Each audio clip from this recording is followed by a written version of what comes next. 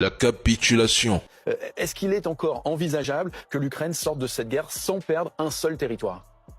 C'est inimaginable.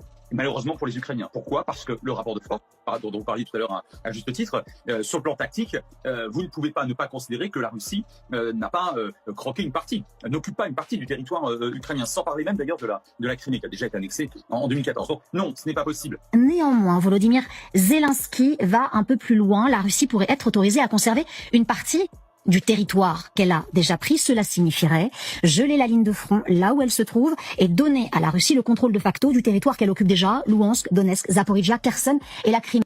Tout ce qui est en orange, Volodymyr Zelensky pourrait accepter de le donner. Vous voyez Donetsk? Il y a une partie de Donetsk. LCI. On ne cède pas ce qu'on est incapable de reprendre. On constate simplement la perte. L'Ukraine ne donne rien à la Russie.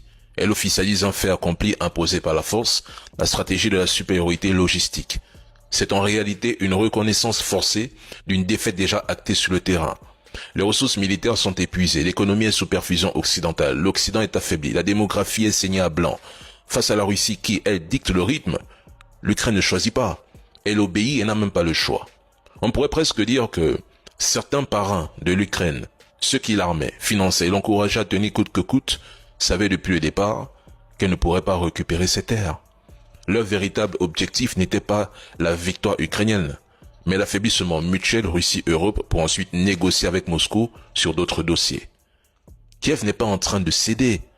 Elle joue le rôle qu'on lui a écrit, entériner la perte, endosser la responsabilité devant son peuple, pendant que les architectes du chaos passent déjà à la prochaine étape. C'est une capitulation, une reddition, un échec, une défaite.